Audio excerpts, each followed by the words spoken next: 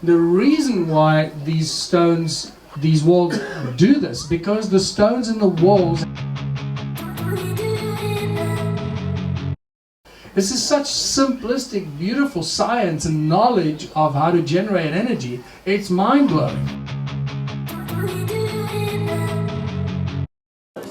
Welcome to the third presentation of the Bosnian Pyramid Summer Solstice Tour Conference and Festival 2025.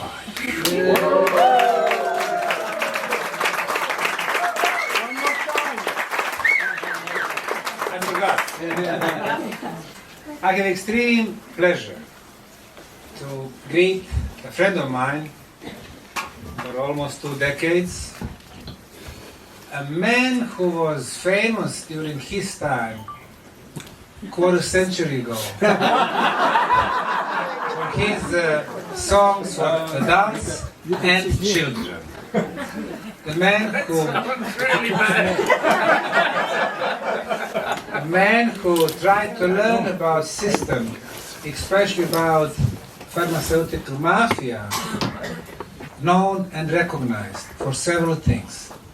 The first one, the famous Adam's calendar. We usually think that megalithic sites are built in Europe. And first thing that pops up in our mind is Stonehenge.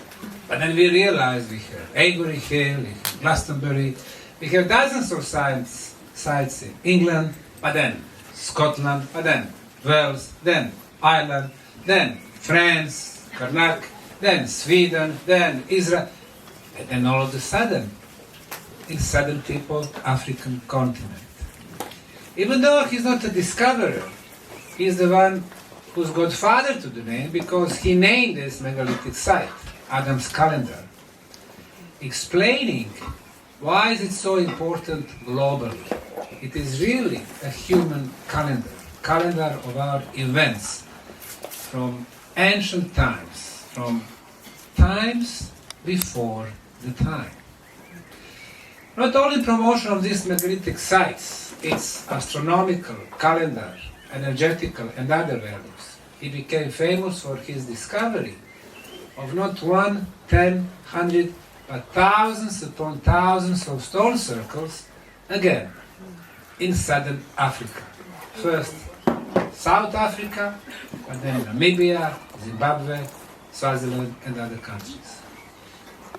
But when it comes to his work in the last 2 decades, he has had 2 careers. And the second career is probably even more important. You know, we live in a society which has been organized a long time ago. You have elites on the top, and you have 99% of us, normal, good-intentioned people, literally on the bottom. They have everything, they control energy, they control resources, they control media, they control politicians, they control pharmacy, they control corporate world, they control everything. It's not easy to think of entirely new system which is based on equality and then going to the world of ideas belongs to very small minority of people called visionaries. Well, tonight in front of us is one such visionary. Man who tried to think how to organize better society. Society where everyone can contribute. Contribution, Ubuntu. Where everyone can, starting from their local communities, one small town, change the community, themselves, and the world all together. Ladies and gentlemen, prepare to take off because we are going very deep. michaeltellinger.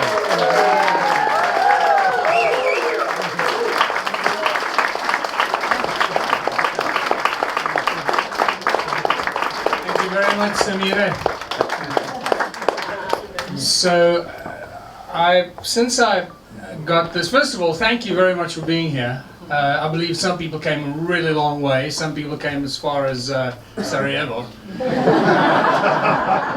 So this is great to have you here. And especially the other countries, I can't remember. But thank you, really appreciate such a wonderful turnout here, and it's been a fantastic event. Let's give a big round of applause, not just to Sam, the visionary here, but all the people that make it possible around him. Come on guys, give yourselves a big round of applause.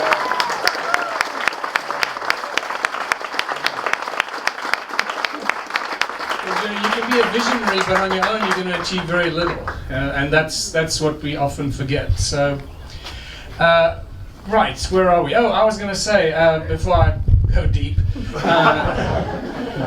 that a few years ago Sam gave me this hat, and I must tell you, since then, it's been fantastic. Everywhere I go, people recognize me. Calling you Sam, yeah. Hello, And Sam. they want my autograph, and they ask me about Bosnia. So I don't wear it. I wear it outside of Bosnia, but not inside. So I just put it on just so you could recognize me. Now that I've done that, I'm going to take it off because it's bloody hot. How's my hair? So I apologize. I omitted the one heading there which said Vanished Civilizations of Southern Africa, One Small Town Initiative, and the Bosnian Pyramids. I didn't add it in there, but we'll deal with it shortly. So my name is Michaeltellinger, for those who don't know me. It works. I come from South Africa. These are some of the books that I've written. My books, I'm very proud to say at this stage, have been translated into 12 languages, which is really interesting. How that happened, I don't know, but that is a fact. So today we're gonna do what I like to do most, and that's connect the dots from the ancient past to the present and see what we can learn. What can we learn from the ancient civilizations that we can put to the use of our civilization today? Because I'm of the belief that if we can't learn from the past and learn from our mistakes, then we're a bunch of bloody idiots and we don't deserve to be happy and live in peace. So we need to look at what we've done wrong in the past and stop doing that and do something else. Learn from our mistakes and learn from the past civilizations. And what we find, every year there are new discoveries.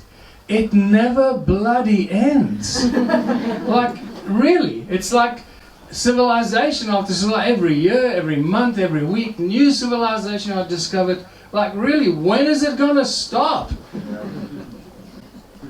So let's dive into the deep end. Even last week, apparently, there was a pyramid-shaped mountain spotted in Bosnia. I need to get this out the way, because I said I would. And I spoke to the guy that claims he saw the mountain.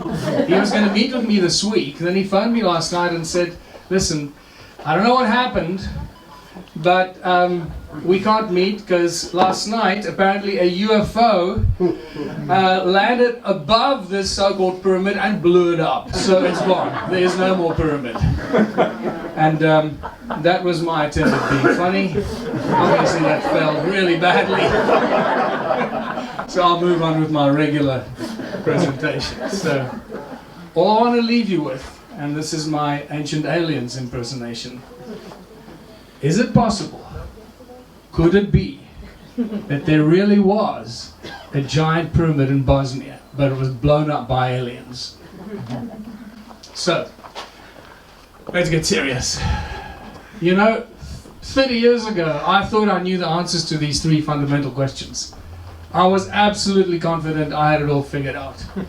And as the years went by, I felt less and less confident. And as I stand here today, I can tell you I got no clue what the answers are to these three fundamental questions. And I think that's a good place to be, certainly for me, because it keeps me wanting to search more and discover more and find more. And as long as we explore, it keeps us alive and keeps our minds working. But we are told that the ancients were primitive. And the ancients looked something like this. And then we are told that it's these guys that build stuff like this. And and like this. And I just figured out recently why the ancient civilizations could do all this. Why they were capable of doing these incredible things. Because they didn't have jobs. They had all this free time on their hands. And because they were very bored. So they called a board meeting of all these ancient guys, and that was the first corporate structure, and that's where the word board meeting comes from. And they decided that they're going to do a whole bunch of stuff that will really impress future civilizations. And they started to do stuff. They said, let's drag some big stones from Wales, and we'll put them in a circle, put some stones on top of it, and that's really going to confuse the guys in future. So they did that. And then they went to, hey, let's go to the desert, and let's just make a big lion kind of statue in the sand, bury it in the sand, and somewhere in the future they're going to discover that's going to freak them out. Right? And they said, hey, there's nothing in Lebanon. Let's go to Lebanon, carve a whole bunch of big rocks, put them on a big plateau, and then put some pillars on top. That's going to be really impressive. So they did that, and they said, look, we need more pillars. Let's carve the pillars into statues, and then we put some big concrete blocks on top of it, and that's surely to impress future civilizations. And then they said, let's go up the mountain, build a doorway out of stone, and then build a stone wall and carve some faces that stick out of the wall. That's very scary. That might be really impressive. Not just impressive, but scary too. And they said, hey, let's go into the middle of the desert, find the biggest rock that we can, let's hollow it out, and then just leave it standing there. And then one guy put his hand up in the board meeting and said, hey, how about just something simple? Let's just dig a hole and fill it with stones. So they did that. And then the one guy said, huh. And then somebody else in the board meeting said, what did you say? He said, huh. That sounds like it could be a letter of the alphabet. So I said, well, what's an alphabet? They said, well, I don't know, but let's go up the mountain and make a bunch of hers. So they went up the mountain, carved a bunch of hers, and he just left them standing there. That's where the alphabet comes from. That was the first letter of the alphabet, carved in stone. That's why we remember it so well. And then on the other side of the world, the Russians said, screw this, we're not going to let them beat us. They said, let's go up the mountain, and we're not going to just make letters on the alphabet. We're going to carve the biggest ever piece of stone, and we're just going to leave it on the edge of the hill, and maybe at some stage in future it's going to fall down and destroy the village down at the bottom. That's going to really impress them. And then in India or somewhere out there in the east, they said, let's just carve a whole bloody temple out of solid rock because we can. And then they said, you know what, we're running out of pillars. So they went back to Lebanon and they built a bunch of pillars on a platform, and that wasn't enough. They said, hey, you know what we've never done? We've never just hollowed out a stone for the fun of it. So they just hollowed out a bunch of stones. They didn't have anything better to do. And then they said, okay, well, you know, let's make things invisible again. So they carved a bunch of big rocks like Lego blocks. They put them together and then they covered it in sand. So no one could see it. And then we realized that these guys were really talented. They could hold their breath for a really, really long time. Because they went under the water and did the same there. And then the big real accomplishment was, hey, our king is about to die. Let's build him a big bloody temple. So they did. They built 3 of them to bury their kings in. And we know this because the Egyptologists tell us that that's what they did.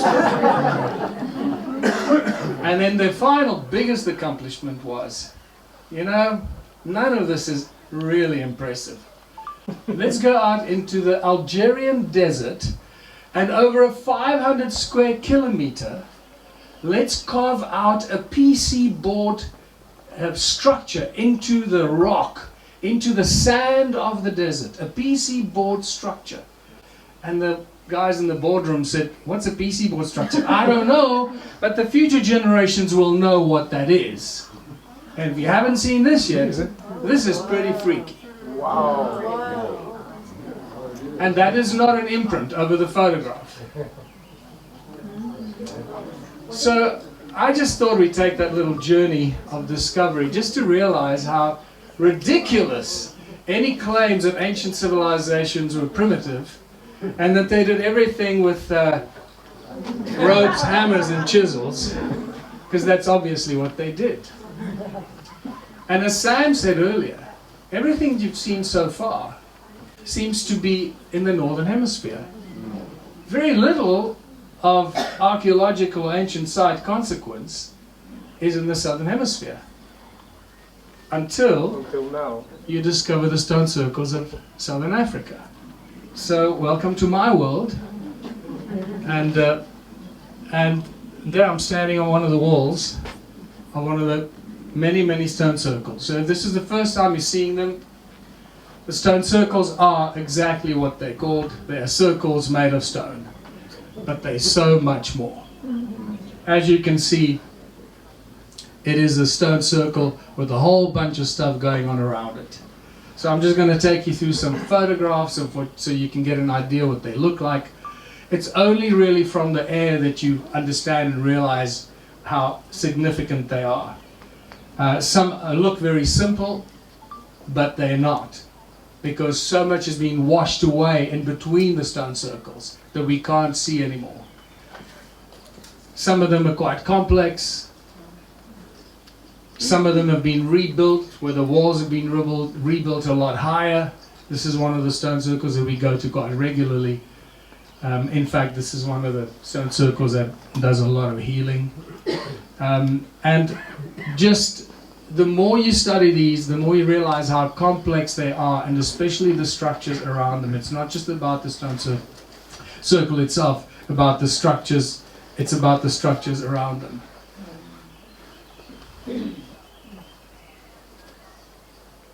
You see all this stuff up on the left here. That's all just covered by soil and just washed away by water and so forth. And if you look between the one in the foreground and the one in the distance, you can see under the grass, there's actually, you can see the images of the stuff that's hidden beneath the soil. And then you get these beautiful flower-shaped stone circles. And the flower-shaped stone circles is a very strong message that we're dealing with some very advanced thinking here. I'm going to come back to that in a little while. Where exactly is it in South Africa? This is, a lot of it is in Mpumalanga, in the Free State, in Northwest Province, in Limpopo. It covers large parts of South Africa and pretty much all of Zimbabwe. And then some of the places where the stone circles are built are almost like they were doing something else. Whatever this is, I'm not quite sure what's going on here. But it's very dense. Some of the walls have been built up quite high like this, which indicates that they've been inhabited recently by other civilizations and people that used the stone circles for themselves. But they were not the builders of the stone circles. What's interesting to note as well, you can see over there on the right hand side, you can see that the outside wall has a wave in it, and there's a very important reason why the outside wall actually were built in waves going around like this. I couldn't figure that out for a long time. Channels that connect them, this is the big thing that really sticks out when you start looking from the aerial photographs. There are really channels that connect them for potentially thousands of kilometers, because there's so many of these stone circles. And they link all of the stone circles together. There is no stone circle that stands alone. It's all part of a giant grid. And sometimes, like here, you can see it almost feels like water came through there and washed some of it away. And here you can see, for example, see this stone circle, it's connected there to this channel here. But this little short channel that connects it is eroded away. That's obvious. This is a beautiful channel running here. The stone circles on either side of it aren't visible from this angle, but what is visible are these weird hexagonal honeycomb kind of cells here. And they play a very important role. I'm not going to go into that because, again, I'm just giving you the surface sort of coat information, because it can go very deep. And No, you promised. And I'm not gonna, yeah. This is one of my favorite photographs, actually. I must admit, this remains after all these years one of my favorite photographs. The agricultural terraces add a whole other complexity to it. It's like a spider's web that seems to hold everything together. And pretty much wherever you go in southern Africa, you see old eroded agricultural terraces that have been destroyed by farming or by city or town planning and so forth. And it's quite spectacular when your eyes open and you know what you're looking at. Google shots often give it away beautifully. I mean, this is just the hill outside our town of Watervalboven. And here you can see the stone circles, you can see the terraces and the channels that run between. This is on top of that same hill. So how many of these stone circles are there? Sam hinted about how many there are. So the counting goes back to 1891, the first time when the British archaeologist Theodore Bent, who played a very big role in making these ancient ruins in southern Africa famous. He was the first guy to excavate Great Zimbabwe. He's the first guy to find the famous Zimbabwe birds and made them famous. And he estimated from horseback in 1891 that there were about 4,500 of these stone circle ruins. From horseback, right? He traveled between South Africa, Botswana and Zimbabwe to Great Zimbabwe.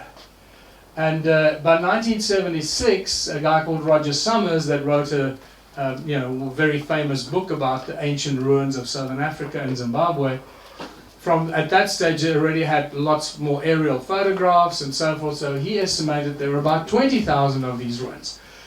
And it was that number, 20,000, that I first found when I was when the stone circle information crossed my desk or landed on my desk or in my view. And I started to look, and there was very little written about it, just a few, like 20 or 30 pages of research, and that was it.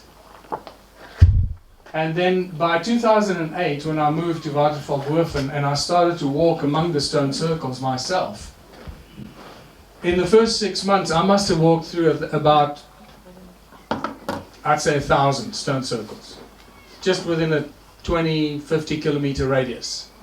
So I thought, well, if I can walk through 1,000 stone circles myself, just in this area, then there can't just be 20,000. There's got to be a lot more. It's got to be like 100,000.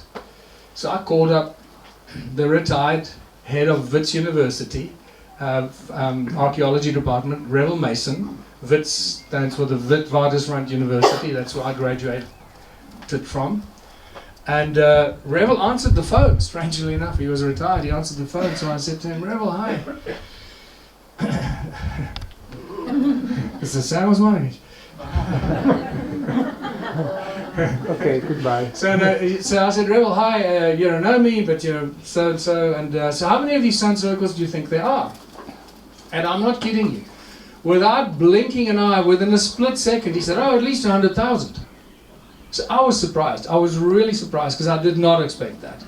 So now I'm excited and surprised. I said, Revel, that's fantastic. I think there's 100,000 stone circles as well. But this poses a huge problem. Because at that stage, just like he did, I thought, just like everybody else did, that the stone circles were built by people as dwellings for other people or cows. Excuse me. But we were all wrong. So I said to him, if there's 100,000 stone circles and they were built for people or cows, and we allocate 10 people per stone circle because it's a dwelling, that means we have a population of 1 million people. And at no stage in history of southern Africa were there 1 million people roaming around anywhere. So we got a population problem. There was silence on the phone for a little while, and he said, well, then there can't be 100,000 stone circles. Just like that. Straight back in the academic box. And at that moment, I realized you can't talk to academics that are in the establishment about this. They're just not going to get anywhere. So I started counting. And I counted 1 year, 2, no, I'm kidding. I counted, I used aerial photographs, I used Google Earth, I used every possible tool that I could. I got averages, I broke them up into clusters, I tried to be as scientific as I possibly could. And by the time I finished counting, I realized that we were dealing with the largest concentration of ancient ruins ever found. So how many were there? There were at least 10 million. Just let that sink in. Just really let that sink in. It's not 10,000 or 20,000 or 100,000 or 1 million. And at that moment I knew that we're dealing with an ancient vanished civilization that we know absolutely nothing about. And that's when the excitement really got going. So we're dealing with a real ancient vanished civilization. And oh, this is a video. Let's see if it's going to play. Just press keyboard. Just so you get a sense of what it's like from a drone.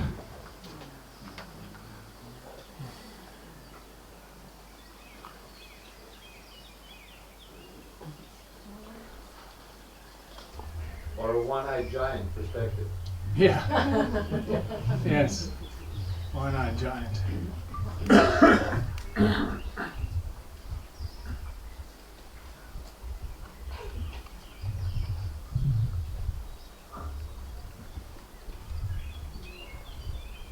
And I think here's another one.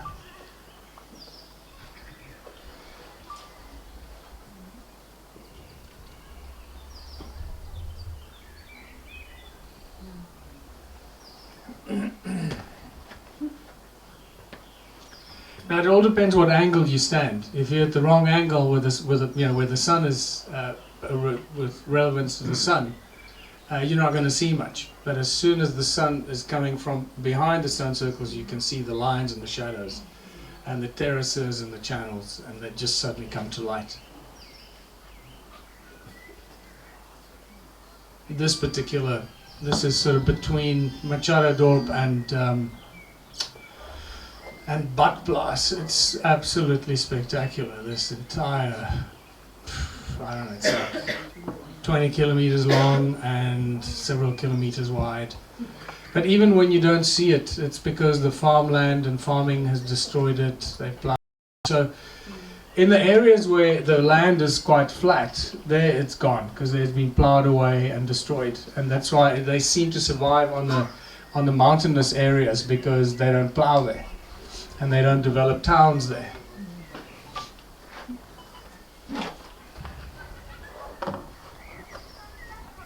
That just gives you an idea of what they look like from aerial shots, because you don't often get to see that. What's fascinating is that there's some very interesting connections between northern civilizations and southern Africa. And this took me by surprise. And let's start with the first obvious one, and that's the Dravidians. Because there's a lot written about the Dravidians in southern Africa, and there are hundreds of these dolmen found all over, especially in Mpumalanga where I am. The Dravidian shrines, the Dravidian gold miners. There's evidence that have already been mining gold some 1,000 years BC in South Africa and Southern Africa and Mozambique. There's this Roman coin from Antoninus Pius from 138 AD found in a gold mine in Mutare. I think that was actually found by Theodore Bent as well. It's one of the things that he found was this coin in Southern Africa, a Roman coin. This is a Phoenician constellation in one of the Zimbabwean bowl fragments found at Great Zimbabwe. So there's a Phoenician connection. Here's a Babylonian coin. This is on display at the Marian Hill Monastery at their little museum there, found in the early 1800s. When they were digging the foundation of this monastery, they found this coin. So you start to realize this is if you can't see the Ankh, There's the circle, there's a radiating circle, and there's your Ankh in the middle of the circle. Here we have a whole bunch of crosses and circles. This is all over Sumeria and that part of the world. But I mean, this is a symbol that's well known right across the world, so you can connect that to pretty much any civilization anywhere. What's interesting is that Credo Mutwa actually calls it, he refers to the circle as Mabona, the Lord of Light. And I was never able to ask him before he passed what was the deeper meaning of that statement. Theodore Bent also connected the bird on a pedestal in Egypt to the Zimbabwe birds, which are birds on a pedestal. And the birds on a pedestal in Zimbabwe and Egypt, he found carvings on the entrance to the gold mines, because he researched the gold mining empire in Egypt quite extensively before he came down to southern Africa. Because he died shortly after he left South Africa. I think he died of malaria in 1898 or 1897, so before his book was even published. So he believes that there might be a connection between the Zimbabwe birds on a pedestal as guardians of the gold miners, as the carvings of the gold mines in Egypt were. The guardians, you know, the carvings that he claims were to protect the gold miners when they go into the gold mine. That's his thinking, but there's a connection to Egypt here. So I'm just taking you some. These are the Zimbabwe birds. They're very famous. They in the little museum at Great Zimbabwe. And so were these the guardians of the ancient gold miners, or the first gold miners on Earth? Who knows? At first, I thought that these may have been very early prototypes, or replicas or prototypes of the Zimbabwe bird. But much later, I realized that that's not what they are. And a little bit later, you'll understand what these very strange shaped stones are all about. As we progress through getting more intelligent, while we start to understand the stone circles. See in the distance here, again, you can see the walls outside the stone circle, that they do this. It's like a wave around the outer perimeter.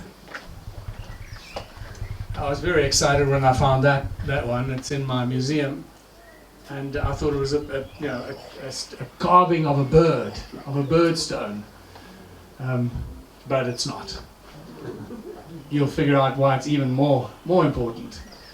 And then we have an interesting, potentially pre-Inca or something like that civilization that was found in a bloody sinkhole in Carltonville around 1975. And this is interesting because this story was told to me by the father when I was taking on the banks in 2010, 11 and 12 in South Africa. My lawyer, who was advising me what to do and how to write the papers, his father called me one day, and he was very elderly and sickly. And he said, I just need to tell you the story. I've never told this to anybody else. He worked for a rescue crew. The South African mines are very, very well-trained and organized rescue crews for disasters.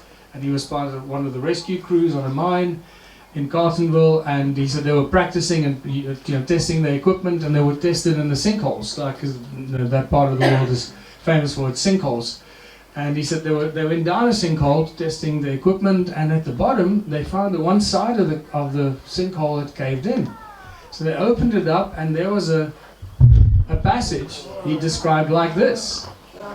This is not the passage, this is beautifully backlit for the photograph, but I'm just showing this as reference, because that's how he said it was tiled all the way around. And so they, obviously surprised, so they go into this passage, or this cave or tunnel, and he said it was obviously pitch black, but they've got all the equipment and all that, so like 4 of them go down into this tunnel. And he says about 20 or 40 meters, I can't remember, but quite a way into it. He says suddenly they were faced by a character like this, standing there in the middle of the tunnel. He says they shat themselves. Really. Excuse my language, but that's what he told me. He says they didn't know what to do. They just turned around and got out of there. And he never spoke to anyone about it. He says he doesn't know if the others told anybody, but he never told anyone until he told me. So, what's going on here? Really? the flagship among all these ruins is unquestionably Adam's calendar. So it is a working calendar. This is Johann Heine, who found it in 2004. He found it by flying over it by accident, and he looked down and he went, that's not a natural stone formation. And he came back later that day and he started to measure it, and he realized, oh my goodness, this thing is aligned to the cardinal points, to the solstices and equinoxes. And there you can see the shadow. This is how the calendar works. So the sun sets on this side, and this stone casts a shadow on this stone. And this shadow goes from this edge. This is the summer solstice, and it goes, and as the sun moves from summer to winter, that shadow moves across until it reaches this edge here, and that's the winter solstice, and then it stops and goes back. So it's still an accurate calendar. And Johann spent at least a month researching it. He put a whole paper over this, a big paper over it, and he came and marked the sun every day. So he did a lot of the original research that show that this is an intelligently designed calendar. It's aligned to all the cardinal points, north, south, east, west, and it is Credo Mutwa that told me you can see the Adam's calendar book lying there on the table. That's the first time I met Credo was in 2008, and I just published that book. And when I brought it to him, he opened it up and he just started to cry. If you don't know who Credo Mutwa is a sort of preeminent South African shaman, Sangoma, shaman, medicine man, and he became a Sanusi, which is the highest order of shamanism, I believe. And a very wise guy, strange guy, as we all are, had his own quirks, but full of wisdom, and he shared a lot of that knowledge with me. And I feel eternally grateful that I caught him on 3 occasions where he shared his knowledge with me, and I tried to remember as much as I could. So I showed him the Adam's calendar book, and he just started to cry. And he said he never thought he'd see that special place again. And then he told me that he was initiated there as a young boy in 1937. And they would go there all the time and have special ceremonies. So it is well known among the African shamanic tradition. And the government knows nothing about it, and they don't care. In fact, they're still trying to stop us from going there. I'm not kidding. They're still trying to stop us from going there and taking tourists there. It's never stopped since I first started going there. So he calls it Inzalo Yelanga, which in Zulu means birthplace of the sun. And he claims this is where humanity was created by the gods to be the slaves in the gold mines. These are his words, not mine. So do with that information what you want, but I like it. This is just a 3D reconstruction of Adam's calendar. What you can see there is there's like a bird-shaped stone. Believe it or not, it's weird, but there it is. And those 3 stones next to it line up with Orion's belt, but I'm going to have to change it, and it's now going to be, I'm going to change it, it's going to line up with the 7 sisters, with the Pleiades. That's an inside joke. So, I keep forgetting I've got this in my hand. So you see it just, it lines up with the rise of those 3 Orion belt stars, but I'll just replace that background with the 7 sisters of the Pleiades, and it'll be just as impressive. Anyway, this is all part of Adam's calendar. It's like, really? How can you make this stuff up? So this is one of the early photographs when Johann Heine was still, researching Adam's calendar. It was just called the calendar, and or the stone calendar. And his wife or his daughter took this photograph. But look down here. What is that? Yeah, exactly. So when I saw that picture, I went, what? Nah, it can't be. Come on. You gotta be kidding. So I thought, well, how can I prove that those pyramidal hills, because they're covered by soil, trees growing on them, I've been there many times, they could be, is it possible? Those could be pyramids.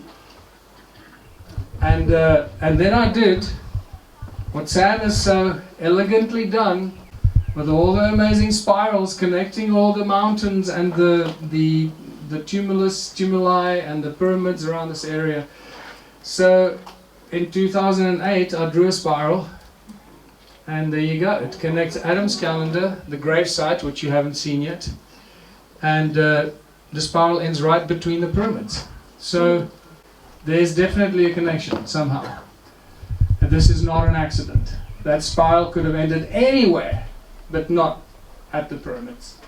So we've since then done a lot of research, a lot of channeling about the pyramids, and it consistently comes back that they were created as pyramids. They were working directly with Adam's calendar, and we'll talk about what Adam's calendar is and how it worked and so forth. And then I realized that when you connect Adam's calendar through Great Zimbabwe, it lands right in the Great Pyramid of Giza. And that distance, by the way, is about 8,000 kilometers, or just more than 8,000 kilometers, so about 5,000 miles from Adam's calendar to the Great Pyramid of Giza. So what happened to this civilization? This is interesting, because I think this picture it gives us a lot of clues. This is one of the Sumerian kings list, one of the famous ones, and some of the translations from the kings list gives us a lot of the names of the kings and how long they lived and where they ruled and so forth. But what caught my attention was the last line in this one, and then the flood swept over. Oh, another flood story. So I thought, wow, if anything, these photographs show us and indicate that there's a lot of soil and sand that's been deposited on the stone circles. Because this you can only see from the air. You can't see this when you walk on the ground. You can only see it from the air. So thousands and thousands of stone circle ruins are covered by soil and sand that somehow some water must have brought there and deposited there. So it's possible that the flood, the Great Flood, or some other flood, was responsible for destroying many of the stone circle ruins and covering them in soil. And these photographs really show it beautifully. What is this activity all about? And pretty much all this ancient activity is always about the gold. So, is there any evidence of ancient gold mines in southern Africa? Of course there is. There's wherever there's stone circles, there are gold mines. You can see some stone circles and terraces there, and there are thousands of these added. I refer to as added gold mines. They're into the side of the mountain. But these are quite new. But the point I'm showing them to you is because even in the last 200 or 300 years, this kind of mining has been going on such a large scale that nobody is aware of it. Anglo-American actually commissioned a research into counting how many of these added mines there are. And again, I was told this by a geologist who was part of that research experiment in Nelspruit, South Africa. And I can't recall now if it was 750 or 7,500 or 75,000, but it was one of those. Even if it's 750, it's a lot. I believe it is probably 7,500 because I was really impressed with the number. So it wasn't 750, it was more than that. And Anglo-American actually tried to close these mines up because they didn't want miners to go in there. They call them zama-zamas in South Africa. They go and mine illegal gold mining everywhere. So it's a big problem. There's just many of these. I went out one day with my friend who showed me these mines. We must have seen 40 of these in one day, just walking one or two sort of mountains. And then I was told by a guy that his grandfather in the 1930s was drilling and mining in the northern part of Limpopo province in South Africa, and at about 30 meters he stumbled upon a tunnel. This is not a picture of the tunnel, but the way he explained it to me. He said it was a tunnel that somebody was mining there, and they found a whole bunch of tools and artifacts in the mining tunnel. So they called the mining authority and they said, "What is this?" The mining authority came. They said, "Thank you very much." They collected all the tools and artifacts. They disappeared with this, and they said the answer to the guy was, "We are aware of this." Oh, so what is it? I never explained. They just took all the stuff and they disappeared, and they never figured out what this this ancient mining tunnel was. Also in the north, I was told by my friend who's a geologist and archaeologist at one of the universities in South Africa, that told me he walked through kilometers of tunnels like this in the Volkberg Mountains of Limpopo province, and he found what was fascinating, that there was platinum slag. They were mining gold, but they were leaving platinum slag behind. Now, they're obviously not interested in platinum, they were interested in the gold. Strange as it may seem. So, another interesting thing I was told by a guy who was friendly with the directors of De Beers.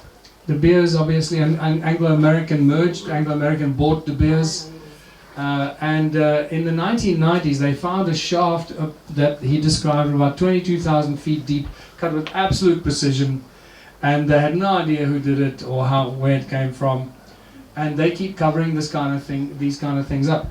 In fact, I was I was at a bar having a drink for a friend of mine's birthday, just shortly after I released Slave Species of God. And there was a stool bugger standing next to me at the bar, so we started to chat.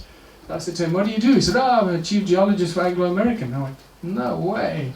So I started to quiz him, said, "Hey, do you guys ever find ancient mines and stuff?" And he said, "Yeah, we find them all the time."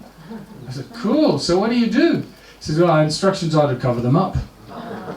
So I said, "Do you ever find anything in the mines? Like, do you find any like remains, human remains, or other, remains?" He said, "Yeah, we find them all the time. We just found one 2 months ago near Bloemfontein." So I said, "So what did you do?" "Oh, we just covered it up." From the guy himself. So he says, in fact, he told me, "No, we've got a file at the head office where we keep record of all these mines that we found that we had to cover up." So somewhere in Anglo there's an interesting archaeological folder with some interesting archaeological data that we need to sneak in and get. 2014, a friend of mine who worked at the time in a mine, a modern mine in South Africa, told me that the previous week they came to stay at Stone Circle Lodge, and he said, "Yeah, just like a week ago, 2 weeks ago, a part of the one tunnel, the tunnel in the mine, just opened up, and it opened up into this whole ancient tunnel. But nobody knew where the hell, what, so obviously they started to snoop around there, and then immediately the mine, security came, and the head office stepped in and said no one was allowed in there, it was all cordoned off, they closed that whole section of the mine off, no one was allowed to go in there. That's it. In Zimbabwe, northern Zimbabwe, very, very ancient ruins. There are these weird water furrows and slave pits, what they call slave pits, that no one has been able to explain. This is what they refer to as slave pits. This is apparently where they kept their slaves in, because you can't escape from that. And there's a geologist that's a lecturer at Zimbabwe University called Ann Kritzinger. She wrote a bunch of papers about this, and she actually reached out to me via email and sent me her latest papers on this subject. She studied these so-called slave pits, and she claims that they are processing purification extraction tanks for processing of gold. She found inlet valves and outlet valves, and she found at the outlet valves a yield of up to 2 grams a ton of gold. So they were processing gold in there, and somehow it also, they didn't process it well enough, and they got stuck in the outlet valves. So when was the civilization first rediscovered? And this takes us back to 1488. Bartholomeus Dias from Portugal came around the Cape of Good Hope, and there you can see his journey. And then when he sort of went on land, somewhere here on the Mozambican side, somewhere here, he met the locals, and he asked them about who lived there, whose land was it, and he asked them about the ruins. They found some ruins. And they found many stone ruins, they write about it in their journals. So in the Portuguese journals, this information is all well documented. So the tribes didn't know who built the stone ruins. He asked them, "Who built it? Did you guys build it?" And they said, "No, we didn't build it, we're just using it, we're just occupying it." And this is Great Zimbabwe, by the way. So they landed So when he asked the locals, he said, who does this land belong to? And the answer was Terra dos Macomates, the land of the Macomati people. And who are the Macomati people? Macomati people were... From Drakensberg. What? From Drakensberg. Macomati people were Dravidian gold miners. They were mining gold, and the evidence is Dravidians, they were gold mining people from India, already 1000 BC. And there seems to be overwhelming evidence for this. This is a book written by Cyril Hromnik. He's a Slovak who lived in South Africa for many years. And he did a lot of work, a lot of research on this, and published this book where he compares the links between the Dravidians and Indian culture and South African culture. And it's a fascinating, fascinating read. So in the 11th century, Arab scholar Ahmad al-Biruni describes the prosperous gold exports from the port of Sofala. Now, port of Sofala is here. This is Beira today. We're in Mozambique. That's where the old port of Sofala was. It's gone. It's no longer there. But port of Sofala is one of the biggest ports of trade, trading ports in the ancient world.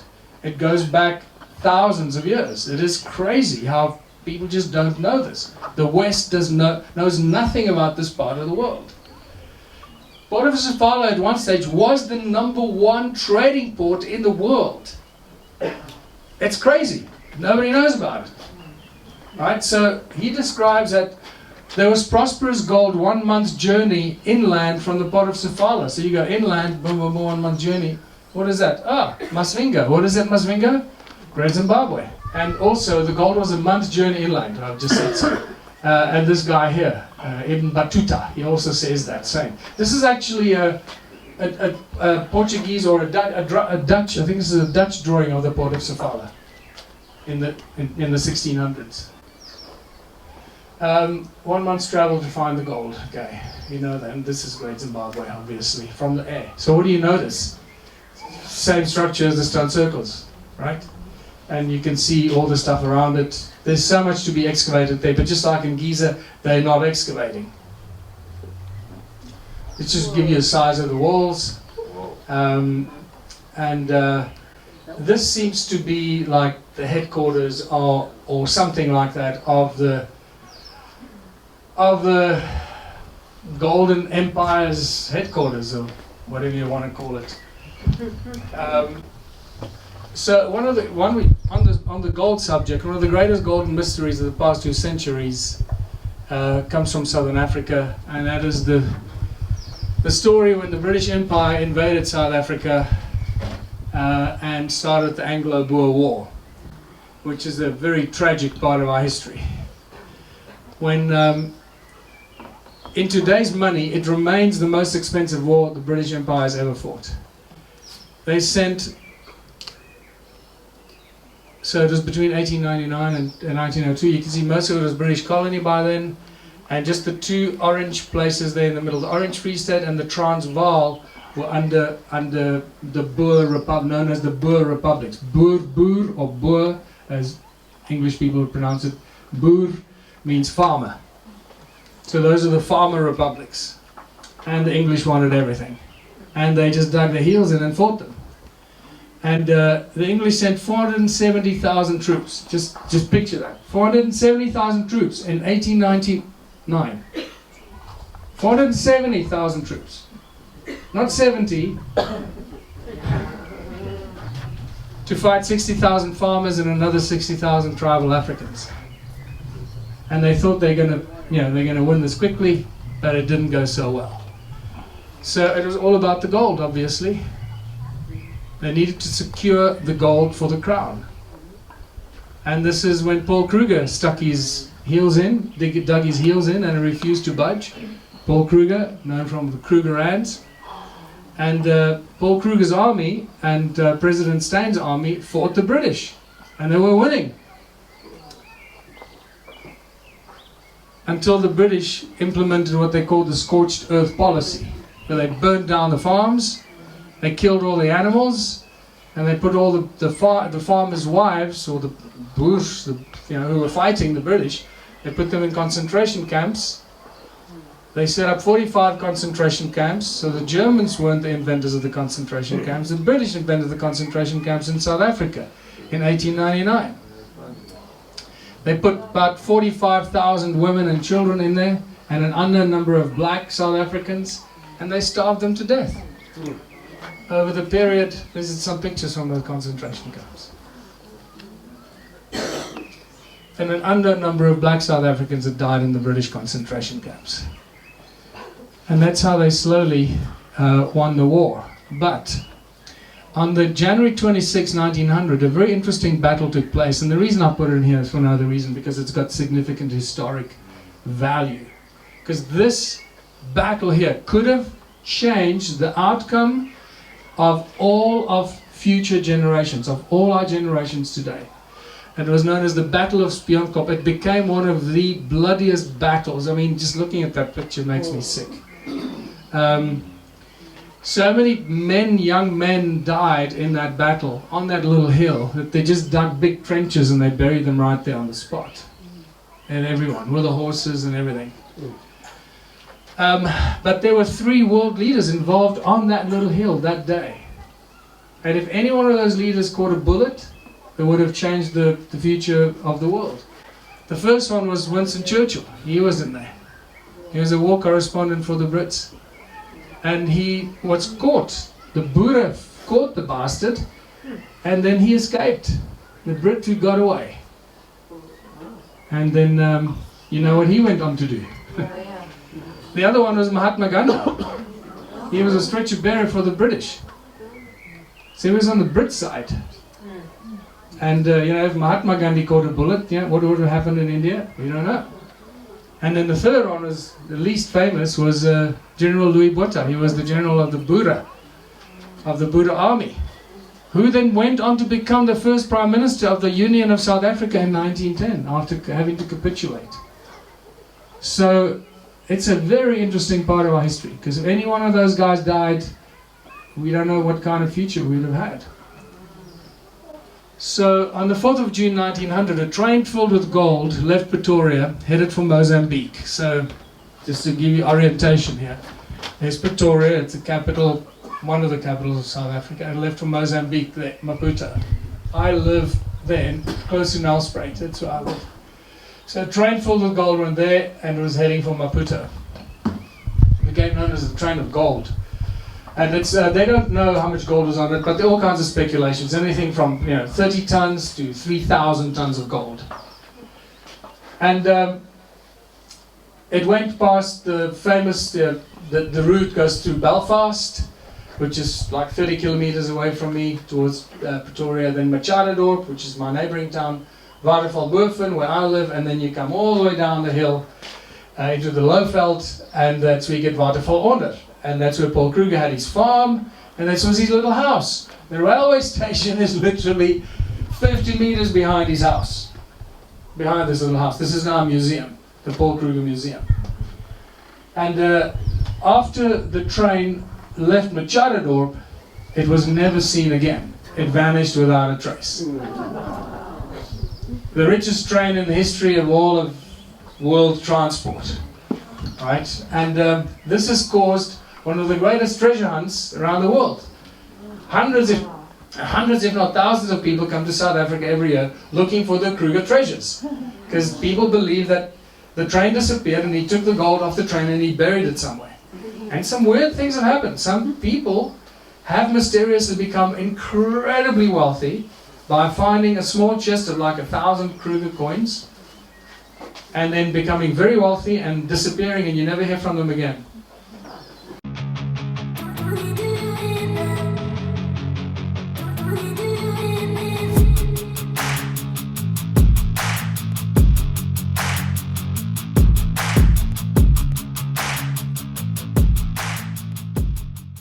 Look like when he minted them. They were known as the veld pond. Veld means field, or outside in the field, and pond means pound, because it was not the British pound, it was the Kruger veld pond, field pound. Today one of those is worth about $90,000. And there was a family that was, it's well recorded, and I believe it's true, that found a chest of about 3,000 of these some time ago in the 90s. And they became ridiculously wealthy and moved to Switzerland. Anyway, so unfortunately, we keep asking the wrong question. We ask, where is the gold? Or, what happened to the gold? That's the obvious knee-jerk reaction, because we want to know where the gold is. Well, the correct question is, where did Paul Kruger get all the gold from to fill a whole train? That's the question we should be asking, not what happened to the gold.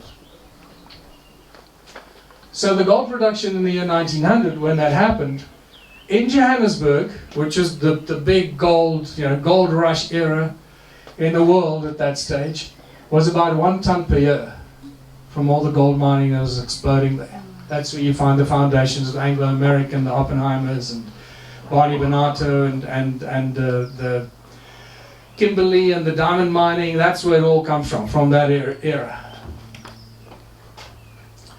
So the gold rush started from about 1864, which started at Kaapsehoop, where a 5.2 kilogram gold nugget was found.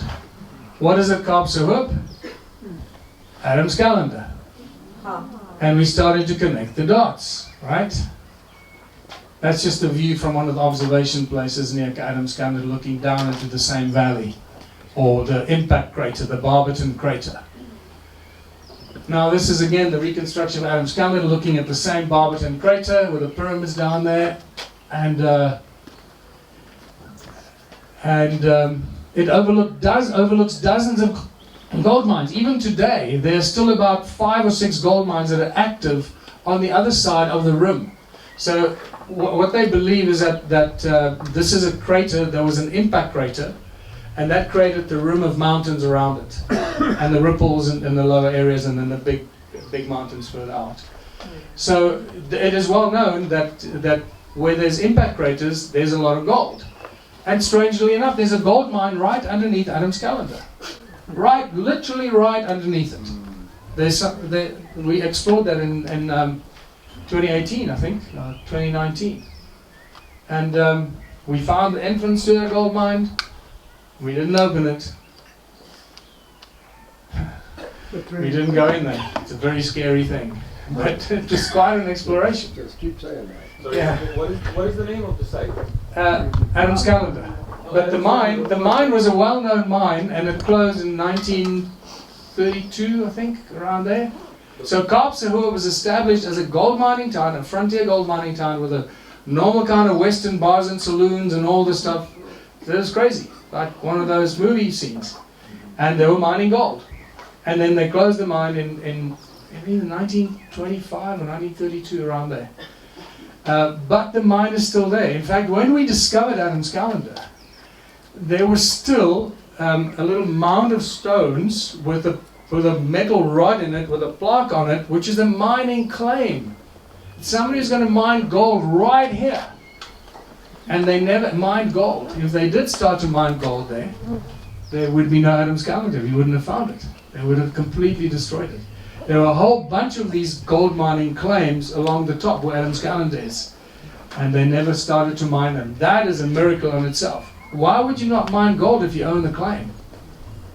Ask yourself, what prevented them from mining the gold? One of the interesting things is that entire area below Adam's calendar is filled with this yellowish sand. This is John Paul, by the way. He was there with us. Are you here, John Paul? Sleeping? Okay. No. I'm remembering it so well. It's so vivid in my mind. Good. So when you look down from Adam's calendar at that entire bottom area, you see this like yellow sand, yellowish sand, just like what we call mine dumps in South Africa. This is the tailings of the gold mining, and literally Johannesburg is built on gold, on this yellow sand. All the highways, you can see, everything in Joburg is built on this golden sand that's still got up to 5 grams per ton of gold in the sand. It's crazy. So in the last 10 years or so, there's been this rush to reprocess the sand, because they don't have to dig it out, they don't have to mine it, they just scoop it up and process it. and make a lot of money out of it. So our mine dumps are disappearing very quickly. But this is what I grew up with. And in the beginning they were just yellow sand, and they started to plant grass on them, and then they disappeared. Then they became hills, and you wouldn't know that they were actually mine dumps. But they're this beautiful yellow sand, and they're just everywhere. Johannesburg is literally one giant mine dump.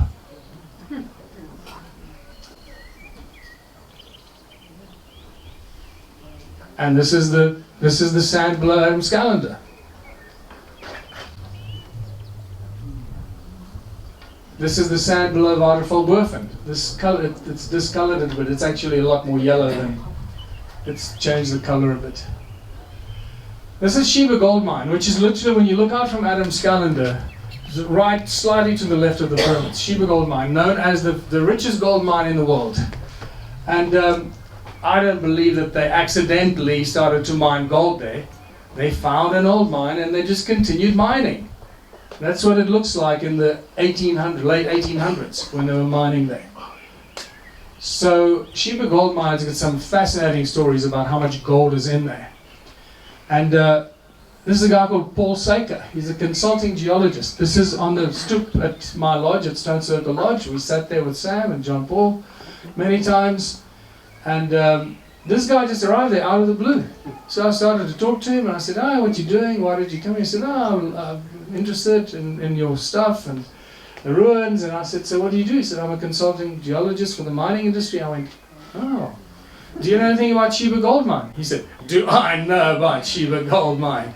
He says, "No." And I told him I heard the story about this big chamber that there's gold oozing out of the walls. He says, "Yeah." He was called there in 1985 or 87, called out to come and investigate this weird phenomenon that freaked the miners out, the mining overlords. They found this huge cavern, which he described. He says it's the size of the Vatican. He says it's huge. And in there, they found veins of gold, as if there were roots of trees in there, and then they were just removed.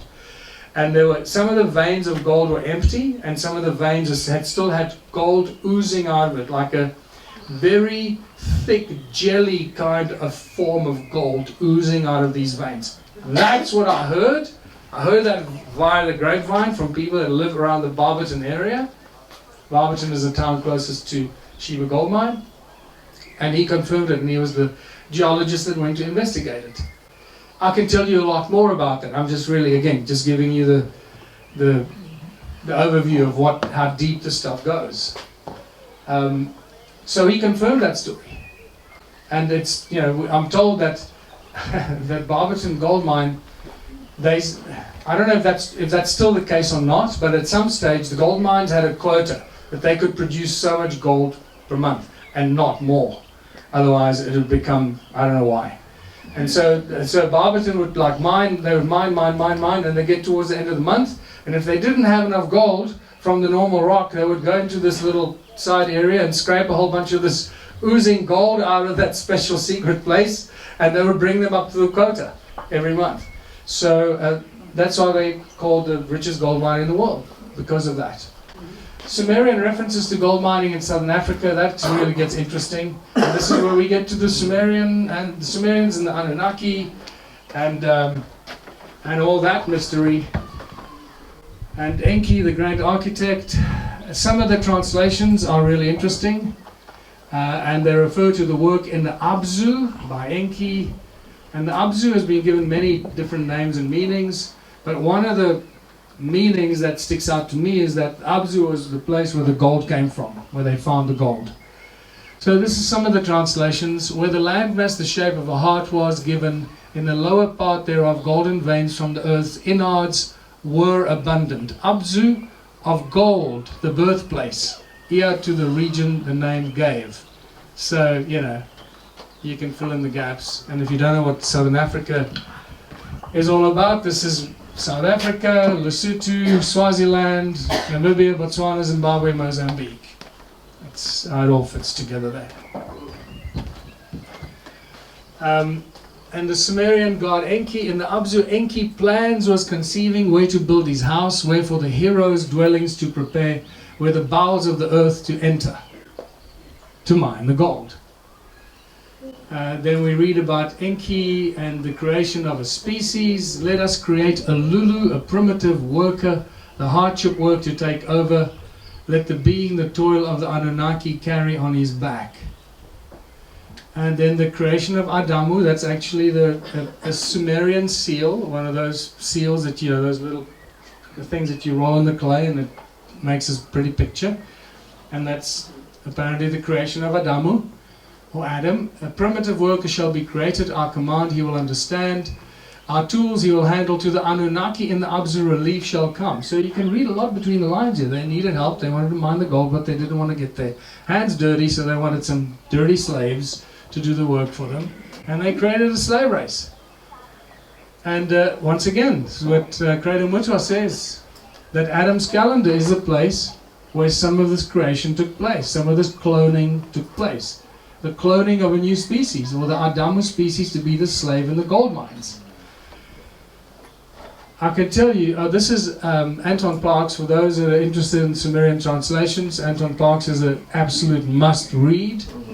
There's a lot of interesting contradictions or disconnection from what you read in Sitchin, and I'm really not interested in about Sitchin was wrong. I don't care.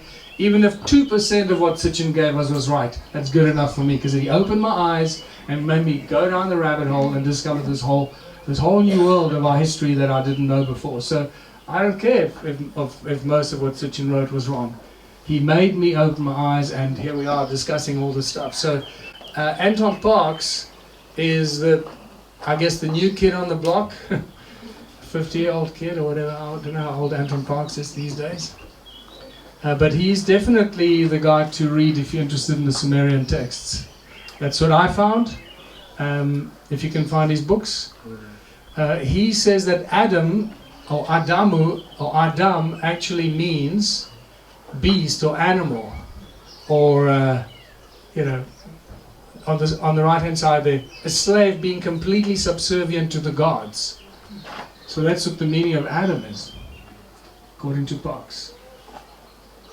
This is a reference to Enki's minds and his technology. It says, the earth splitter Enki there established, therewith in the earth a gash to make, by way of tunnels earth's innards to reach, the golden veins to uncover. It's just beautiful. I love it. It all fits in. So, the question is, where did Paul Kruger get all his gold from? We come back to that one. Well, the Buddha were famous for digging trenches and digging tunnels to hide from the Brits. Is it possible, could it be,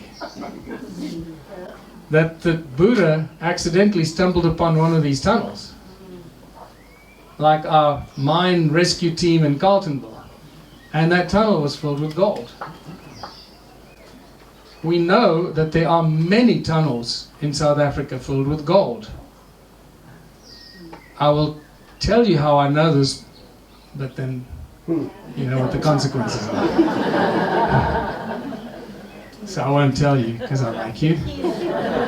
So no, seriously, we do have some interesting technology that, and we tried this, we went digging for one of these tunnels a long time ago, 10 years ago, maybe even more.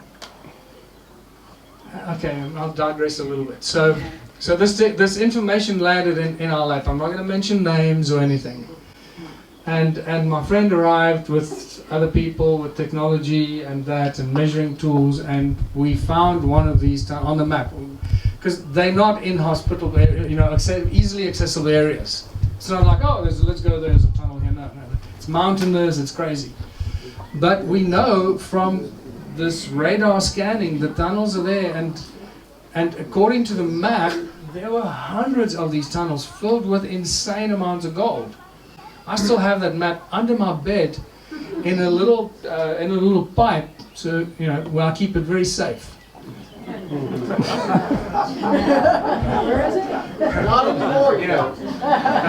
It's behind and it's on the bookshelf. It's behind the book on the left.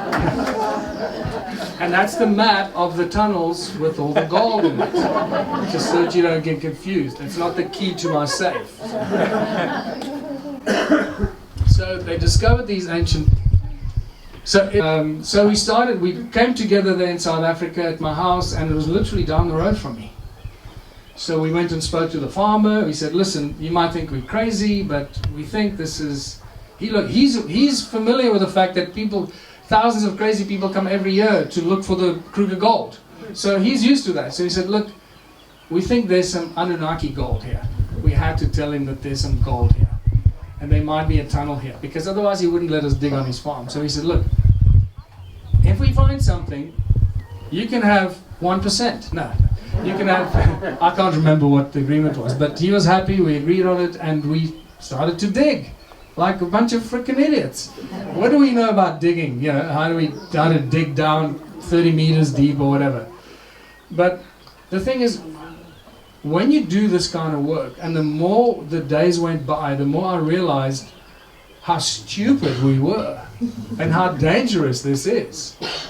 So let's say we find a tunnel filled with 500 tons or 1,000 or 3,000 tons of gold. What are we going to do with it? And how long are we going to keep that a secret? What, do you think that one of the guys that's digging for us, do you think they're not going to tell their friends? Do you think they're not going to come at night and try and haul some of it away? Or do you think the mafia in Johannesburg that tries to control the gold market isn't going to find you and take you out because they don't want you to have... It's like, are you insane? And the more the days went by, the closer we got, the more nervous I got. Like, what the hell are we doing? This is not a joke. And thank God, God intervened. So we believe we were really, really close, like a few meters away, after about a week or 2 weeks digging. I think it was about 2 weeks. And things break, and then you have to get guys to come and repair stuff. So now they know what you're doing. So we kept telling them, what are you guys doing here? Oh, we're just, I forgot what we told them. We made up some BS story about what we're doing there. Anyway, the one morning we wake up, and there was heavy torrential rain all night long. So I wake up in the morning, and I phoned the guy on the farm. I said, listen, is it raining down there? He says, yeah, it's pissing down, and the river is flooded. So we drive down there, and we can't get to the farm, because the river is like a meter over the flood bridge. You can't drive over it. So now we're thinking, well, our hole is... That's it, our hole's gone, our hole's full of water. So I phoned him up, I said, can you check, how much water is in the hole? So he goes down there and he says, no, it's full. It's full, right up to the top. So I think, well, that's it, there's our dig over. It's gone. We go home. 2 hours later, he phones me. He says, you won't believe it, but the hole's empty. The water is gone. I'm not kidding you. But that still we didn't find the gold. That's why I'm here, otherwise I wouldn't be here. I'd be in Monte Carlo, driving my favorite car. Anyway, so is it possible that Paul Kruger found one of these ancient tunnels and actually found the gold? If he knew what we know, that this is most likely Anunnaki gold and there's a lot more of it, he would have gone and got the biggest army in Europe, all the bloody German army from Bismarck and all those guys in Germany to come and fight the Brits. They would have defeated the Brits because he knew there was a lot more gold, but he didn't realize what he had found. So they ended up losing the war. And the bloody British took the country. So the British royalty knew about this. They know about the Anunnaki gold. So I believe that when they saw how much gold Paul Kruger had, they got nervous. And they went, hold on, where's this dude getting all this gold from? We better go down there and secure the place. That's why they sent 470,000 troops. Because of the gold. Not because they wanted to beat a bunch of farmers on horseback. They needed to make sure they secured those bloody gold mines and the underground tunnels, and the Buddha didn't dig any more tunnels. So what were the stone circles for? No doors and entrances. That's the one thing you may not be aware of. None of the original stone circles have doors or entrances. What does that mean? It means they were not built for humans or animals. They were built for something else. It's continuous walls that go around and you can't get in. But according to archaeologists and historians at our universities, they used to put the cattle in over the wall at night. And then they found some stone circles that there were some very narrow doors, and this, I'm not kidding you, I'm not making this up. Some of the stone circles had very narrow entrances, and because according to the archaeologists these must be cattle kraals, right, for cows or sheep, so they said, oh, these entrances are too small for normal cows, so they came up with the idea that these ancients had dwarf cattle. I'm not making this up. Go read the university textbooks. This is the kind of crap they put in our textbooks. It's just insane. And we pay for our children to go learn this stuff. We pay a lot of money for them to go and learn this. So, no dwellings for people or cows. It's all about cymatics. If you understand cymatics and you understand how sound manifests into physical form, you understand. I don't know if this works. Oh, it does.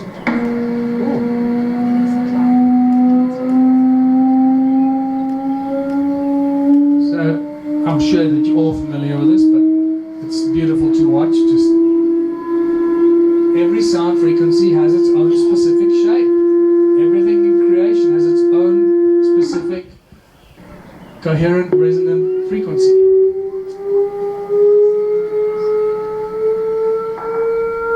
Keep in mind that we are watching a 2D effect of a 2D version of a 3D effect going on here. It's just, so we're really watching basic stuff here.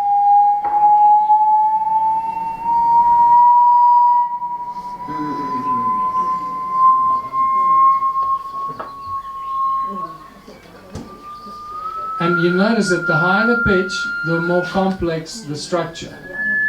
Okay, so the higher the frequency, the more complex the structure. So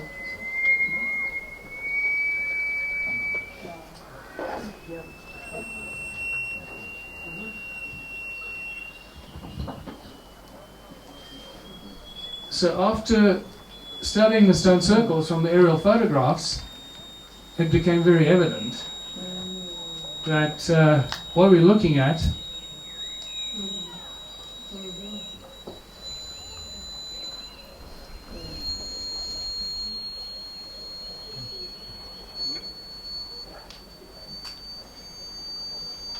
some of these structures are like almost identical to some of the terraces and the what I call spider's web effect around the stone circles. It's mind-blowing.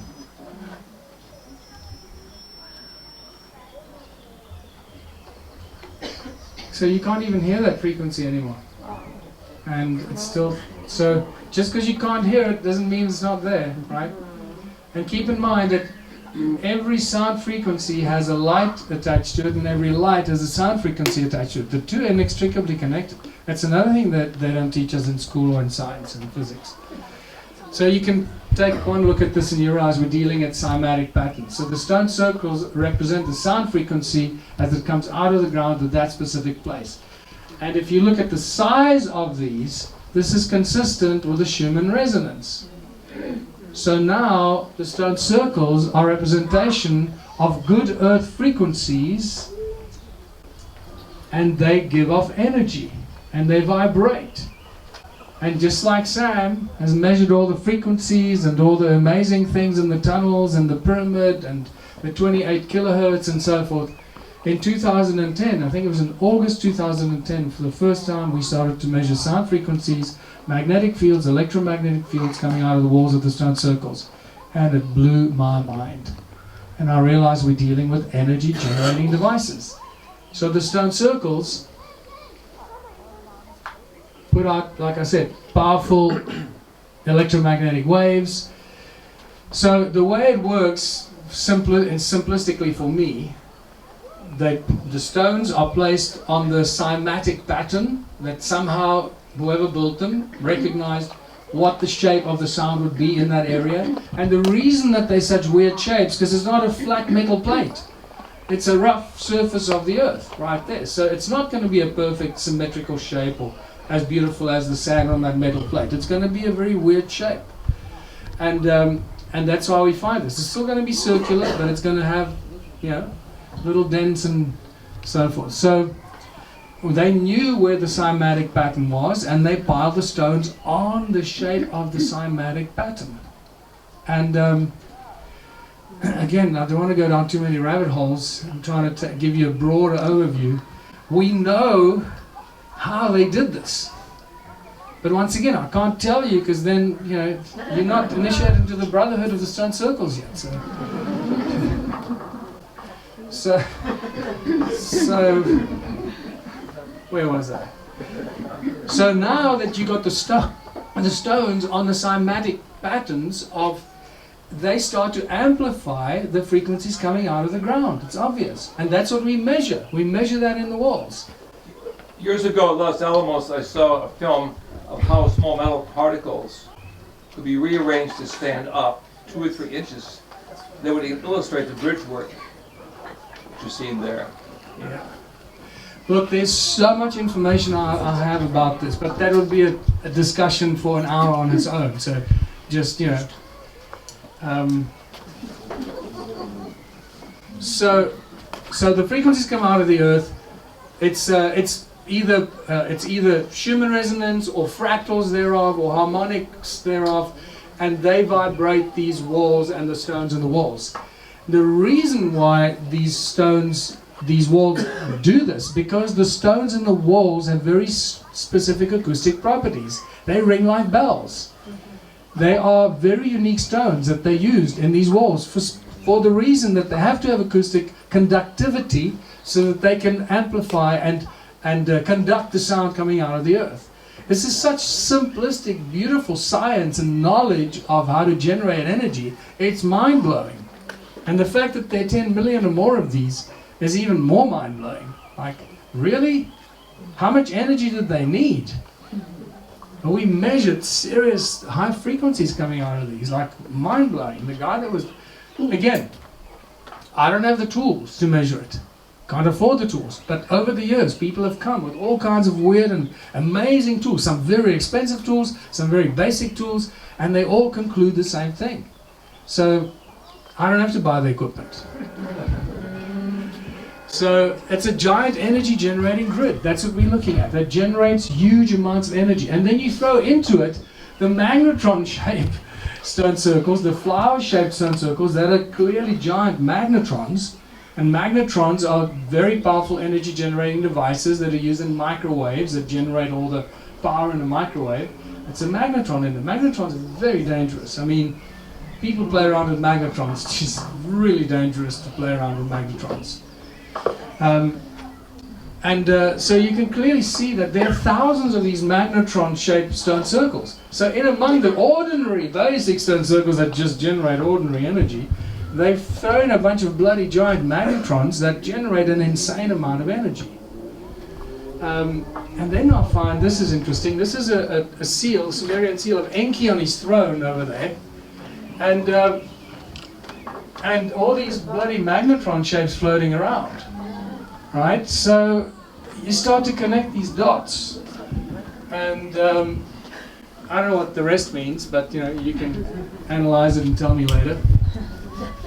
So let's go back to Adam's calendar. The measurements at Adam's calendar are also off the chart. So we measured vertical electromagnetic fields, and we measured vertical and horizontal electromagnetic fields at Adam's calendar. The problem with both the stone circles and Adam's calendar, many times, like when you fly a drone there, you lose contact with your drone. That's it. And I mean, the one guy actually lost his drone. It just stopped working. He had to find it like 1.5 kilometers away. And the measurements at Adam's calendar are off the charts. They're actually higher than any of the stone circles. So I'm of the opinion that it's like a torus, a vortex toroidal field that was created for something to do with the gold mining that was going on below. So this ancient gold mine that Enki started to mine in southern Africa, or the Abzu as they call it, and that's why they put the calendar on top of the hill overlooking this huge, gigantic gold mine. That's how we have all that yellow sand everywhere down at the bottom. And that's how we have modern-day gold mines in the sides of the mountains still today. It's like vultures picking up the leftovers from all the ancient gold mining. Interesting stuff. So, beam up the gold, Scotty. Is that possible what Adam's calendar was used for? Bring it up to the top, put the gold between the two central middle plates, switch it on, say, where would you like the gold? Over there. Okay, stand aside. So, stone circles are not the only ancient energy generating devices. I'm going to speed up a little bit here because this starts to get quite interesting. Stones have high crystal content, well, especially these particular stones, and high crystal content, silica dioxide, so we've got silica, we've got oxygen, and again, my favorite subject when we get into the chemistry of the stuff. That's beautiful. Just love it. So remember quartzite, silica dioxide. Quartz has memory. Quartz, remember that quartz is used in storing information and so forth. And it also conducts light and sound, like silicon-based technology and all that stuff, fiber optics. And so obviously we're looking at these giant machines, whether it's the pyramids or whether it's all these ancient sites seem to be energy generating or machines or reservoirs or batteries or something to do with energy. It's just advanced technology. If you can use the silica dioxide, if you can use the material in the rock, why extract it out of the rock? If you know that a plant will heal you because of its active ingredient, you don't need to take the active ingredient out of it, just eat the bloody plant. And so the same thing, like if rocks are going to do a certain thing, we use the rocks. You don't have to extract the silica to use it separately, just use the damn rocks. So this is interesting. I was given this picture a long time ago, somebody with a special lens that measures energy, and that shows you that there's still some weird energy coming out of this particular pyramid. Stonehenge, obviously, many research expeditions have been done at Stonehenge now, proving that it's a very powerful acoustic device. And again, as Sam pointed out, whenever archaeologists talk about these ancient sites, it's always ritualistic. It was a ritualistic thing. No, your brain is a ritualistic thing. We're all dealing with advanced ancient technology on a gigantic scale. And when you start looking at these sites from the air, just like when you look at the stone circles from the air, I started to notice something that started to formulate an idea. And the more I looked at them, I started to realize that, these temples, there's just too many pillars and not enough space. This was not for going, worshipping and praise the Lord and some food and there and worship and sacrifice and all this crap. But come on, man. Really. And then you start seeing them from the air and a whole new picture starts to form. And you realize that these are vibrating pillars and cavities, resonant cavities on platforms. And then you see that concentric circle just in front of that one, say, wow, what is that doing? And you realize that the temples are actually just templates for gigantic circuit boards, energy circuit boards. And that's what it's just silica, quartz, and vibrational energy, vibrational frequency, most likely coming from the ground. I don't know how these worked, but I remember when I presented this in 2012, first time, at 27 Palms or whatever, Contact in the Desert, the first time I was at Contact. I presented this, and when I came out of the lecture, there was a guy that came running after me. He said, hey man, I'm a circuit board designer, and I just love what I saw there. And he says, you know what? It seemed like they had the same problem we have today, and that's the distribution of heat. I'm like, cool, dude. Yeah, thanks. Thanks for letting me know. They had a problem with distributing heat, and that's why it looks so weird. These places were not dwelling places or for gods or worshipping. These were machines, right?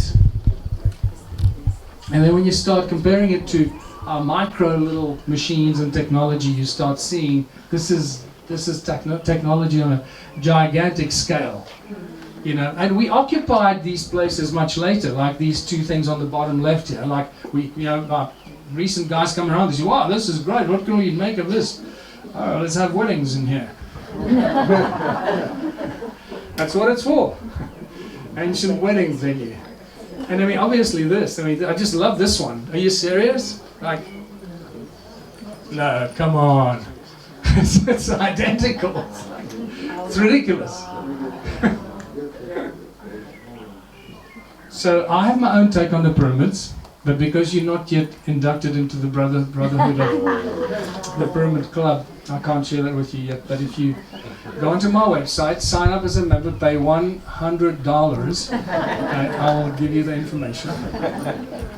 I mean, Abu Ghraib, come on, you gotta be kidding, really? It's just like, and that's a famous thing in front of Abu Ghraib on the alabaster platform there. I mean, this literally looks like a beam me up Scotty thing, right? And this is Sacsayhuaman. You know, they call it a mountaintop fortress. No, it's a freaking machine, man. It's an energy generating machine. And then I did some research into is there any interesting way that electricity can be generated or flow that has some sort of a zigzag shape. And guess what I found? There's a thing called the zigzag energy way or something like, I forget what it is, I should memorize it. See, I don't do this anymore. So I forgot all the stuff already. But there's a way that they generate energy. They literally call it the zigzag way of generating electricity. And there's a zigzag thing going up into this mountaintop machine. So I'm sorry, I've forgotten a lot of the stuff because I haven't done this presentation for nearly 7 years. My head is in one small town space. So. That's just an outline drawing of that. That doesn't look like a fortress or a dwelling for cows or people. And Angkor Wat. Now you got lots of granite, quartz, energy stuff, and water. When you combine water with that, now you got a double whammy. Yeah, exactly. You're building batteries and capacitors and all that kind of stuff. And Borobudur. Have you ever seen a picture straight from of Borobudur from the top? I don't have one here, but literally, it looks like it's moving. Find a picture, and you look at it, and it's like moving. When you look at it, it's crazy. I mean, really, this is a dead giveaway. You know, bells that force the sound up into the sky. So this brings us to a whole other thing. So if all these ancient sites were circuit boards generating energy, what was it for? And how were they generating them? How did they? Where did the energy come from to start up the circuit board? And then I found that all these circuit boards, like this is the Parthenon, obviously. It was originally a circuit board. There's only a little bit of it remaining. But at all these ancient circuit board sites, there's always a freaking amphitheater just below it. And you know the acoustics of these amphitheaters, you can whisper in there. And it can set a match on fire. No, I'm kidding. You can hear it. It's like crazy acoustics. So imagine the amount of energy when you fill this place with crazy people and you make them jump up and down and sing and praise and clap their hands and make a noise. How much resonance you get out of that. And look, you got a wire of resonating pillars that run in here and somewhere along the here, I forget where it is, I think it may be in the back here. It goes into the circuit board, connects to the circuit board. So all these circuit boards have these amphitheaters that connect to them with these line of resonating pillars. And you go, did they use human sound to turn these things on? You know, fill these up with people, get them like clap their hands and whatever. Here's another one. Look at that. There's amphitheater. There's your line of resonating, vibrating pillars, and this is the circuit board. It's really badly destroyed, but you can see it was connected at some stage. There's another one. There's an old broken circuit board on top of that mountain, and there's your amphitheater. Here's in Algeria. Here's a circuit board, and your amphitheater right in the middle of it. So this secret sound activation continued in the medieval times, and it continues in modern times, not just in ancient times. So we went from temples, and the temples just became churches.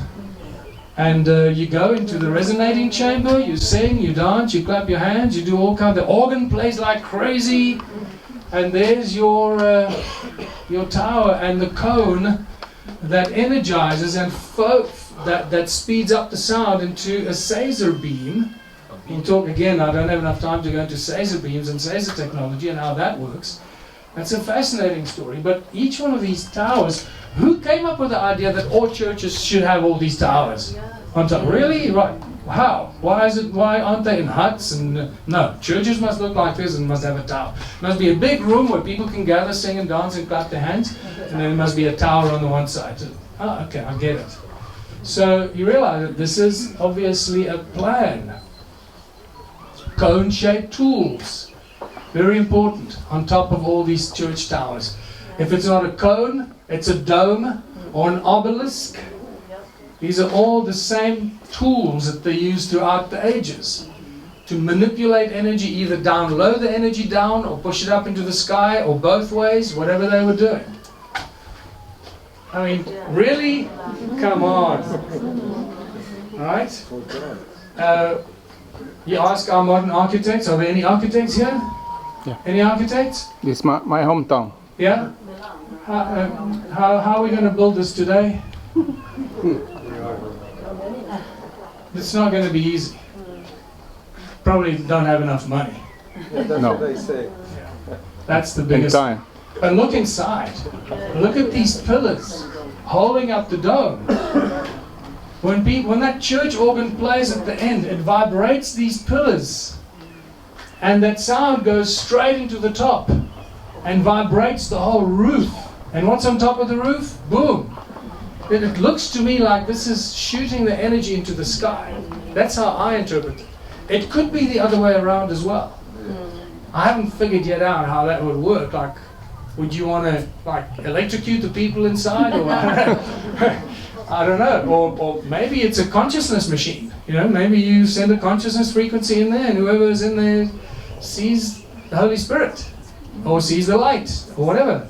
Something happens to them, and it clearly does when people go into these churches and cathedrals. They experience something. So there's definitely a vibration, frequency, resonance. It's encoded in our language, but we often don't realize it. And then it's not just the sound. Remember, sound and light are inextricably connected.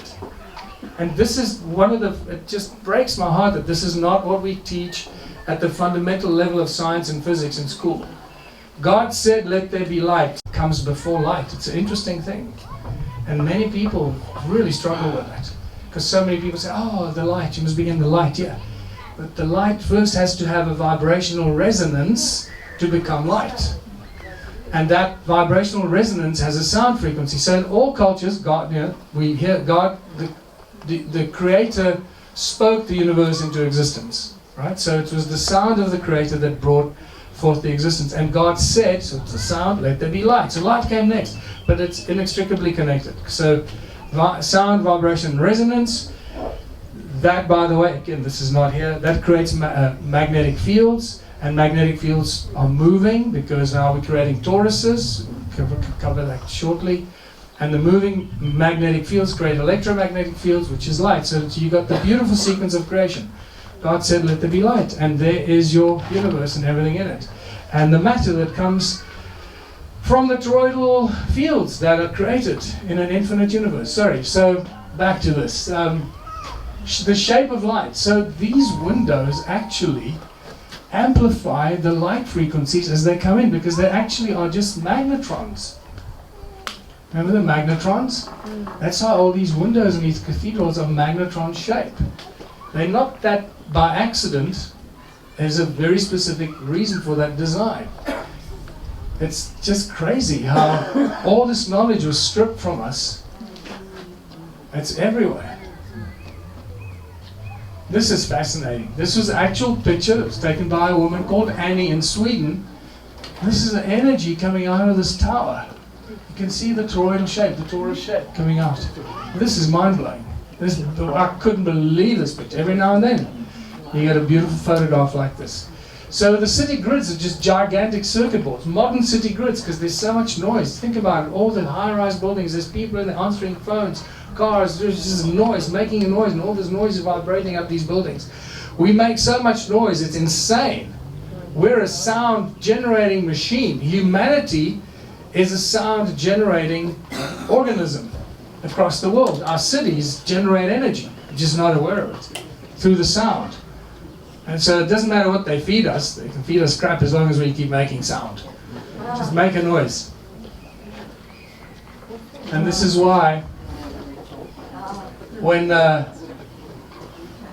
Morpheus held up the battery and he said, "We are the source of energy," I didn't understand it then, but I understand it a lot better now.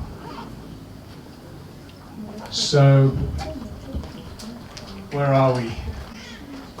I think I'm going to have to end here. I'm just going to suggest something to you, and then I'm going to end so that it makes sense to you. So the tools and artifacts, the stones that I've been collecting in my museum since 2008, turned out not to just be strange shaped stones, but very, very important discovery. These are all fossilized body parts of creatures, not stones. And the reasons they ring like bells is because they turned from something organic into quartz, into crystallized metamorphic rock. And that's why they ring so beautifully, because what is in your bones and in your muscle, there's blood, and in the muscle and the blood is iron. Now you combine the iron and the quartz in the rock that it becomes, and that's why they ring so beautifully. What is freaky is that all the stones and the walls of the millions of stone circles have the same acoustic properties, and they're made of the same kind of metamorphic rock. Is it possible that all the stones in the walls are actually fossilized body parts of creatures that they used in 10 million stone circles for that specific acoustic property so that it conducts sound so well? That is pretty freaky. So I'm just going to show you some of these shapes. I mean, these are clearly not stones, right? These are organic shapes. But it took me how many years? 10 years. 10 years for my eyes to open, to realize that these are not stones. These are fossilized body parts. I'm gonna just go quickly through this because I need to end. The key thing here is the cone-shaped tools and the toroidal stones, the torus stones, right? The cone-shaped tools are discovered completely by accident, because what I thought were cone-shaped tools, which are significant, were actually fossilized body parts. But the mistaken identity led me to the fossils and to the cone-shaped tools. It's a great mistake. There you got, this is in Egypt. Look at the cone-shaped tools, and right next to them you got freaking magnetrons. Look at this. They got no ideas in Egypt what these cone-shaped tools are for. In Australia, cone-shaped tools. This is my deity holding two cone-shaped tools with vibrating plates on his head. Panama, this one. Yeah. This is a Sumerian statue, some guy healing somebody with two cones. What I find interesting is the orientation of the cones. Right? Cone-shaped hats in special ceremonies. Wizards' hats are cone-shaped. They're ones that have got a cone shape at the top of it. And then obviously this guy here with a cone-shaped, and then this. But we've run out of time now, so I'm not going to get to this. So this is Sumerian cones in the Rosicrucian Museum in San Jose. The cuneiform text on these cones tell us that these cones were used in the construction of the temples of Sumer. That's a translation. In fact, one of them on display tells us it was used in the construction of the temple of Inanna. And it certainly wasn't used up to prop up, to balance the big blocks of stone. And the cone in the creation of Adamu. So, Caesar technology, that's obviously to deal with cones, but this is what you'll find interesting. Dragonfly, that's not blood, those aren't veins filled with blood. Those are hollow tubes in the dragonfly's wings. What's at the bottom of the tubes? hundreds of tiny little cones. So what you'll find is that cones amplify energy, they amplify sound and resonance. It enters the cone and the sound speeds up until it exits the tip of that cone at hypersound speeds, moving faster than the speed of light. Okay, now we didn't get to that part, so now that's confusing. So, Viktor Grebennikov studied flying bugs and how they fly with such big bodies and small wings. I believe that he actually pulled this off because I understand the technology. The cones in the bug's wings is the technology. And I think this is like a motorbike handle he's got here, where you crank up the frequency and you hit that sweet spot where those cones put out a certain frequency that create this toroidal field around you, and it puts you into a state of anti-gravity, gravity-free stuff. These are some of the bugs he studied, etc. And then elite skull and coral castle, that's where the cone-shaped thing becomes very obvious. One day he was seen by two little boys where they said, and I was there 2019, and Laura May is the curator there, or the manager. She found out about me somehow, and then she came out and said, hey, let me take you around, I'll take you around. So she took us around Coral Castle, and I asked her, is it true about these boys that saw Elite Skalden and they got arrested and they climbed up? And he said, yeah, it's an absolutely true story. It's well recorded in the police files. And then when they asked him, so why were you doing that? What were you doing? He said, well, we watched this guy and he was levitating these stones with ice cream cones. Now when I heard that, I went, I know what he's talking about. You know, you need to be able to put those things together. So that's the ice cream cone for long. And I'm going to end on this. The torus and code combination is an absolutely critical combination in all of creation. And we're not going to get to this part, and this is by far the big aha moment. So please watch some of my videos on YouTube. But when you combine cones and toruses, you realize it's the makeup of pretty much all of creation. Because the relationship between the spiraling cone shape that goes into the center of a torus is part of the toroidal field. And where the spiraling energy comes into the center of the toroidal field and meets the spiraling energy, where they meet at the center there, that is what's referred to as the 0 point. So many of us, the 0 point energy, and most people have no idea what they're talking about when there's 0 point energy. Yeah, they got a 0 point energy device. I go, what does that mean? I don't know, it's a cool name. So it's really important to understand how this works. It's so simple. And again, they should be teaching this to freaking 6-year-olds at school. Because it's so simple. The irises in our eyes are toruses. At the back of our eyes, we got what? We got the retina. In the retina we got rods and cones. Starting to make sense? Everywhere you look, cone and torus energy, and the combination of it is absolutely critical. But now I'm really going to stop because But the birds. the what? The birds in the beginning. The birds. The stone birds. You said you were mistaken.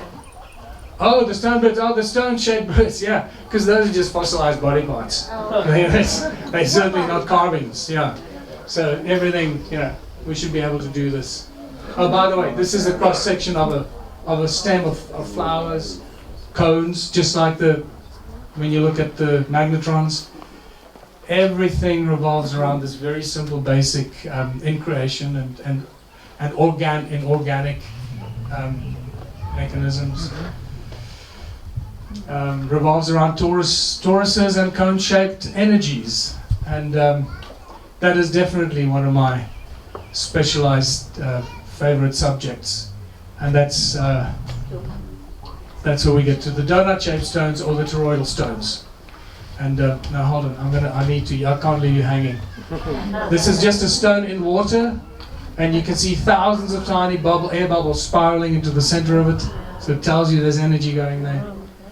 This is the famous stone that I gave to Nassim in 2013. That stone crashed the TSA security system in Doha, Qatar. I got hauled out, 5 guys with guns.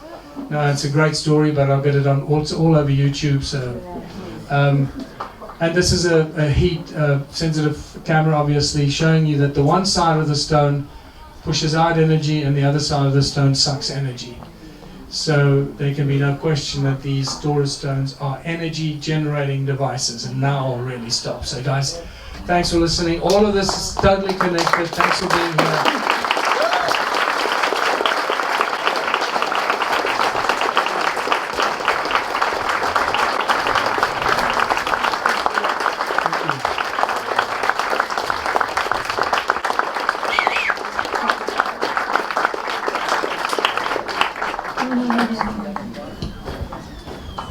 Thank you, Michael. In a few seconds, we're going to make break, and we'll let Michael prepare the second part, where he's going to go deep,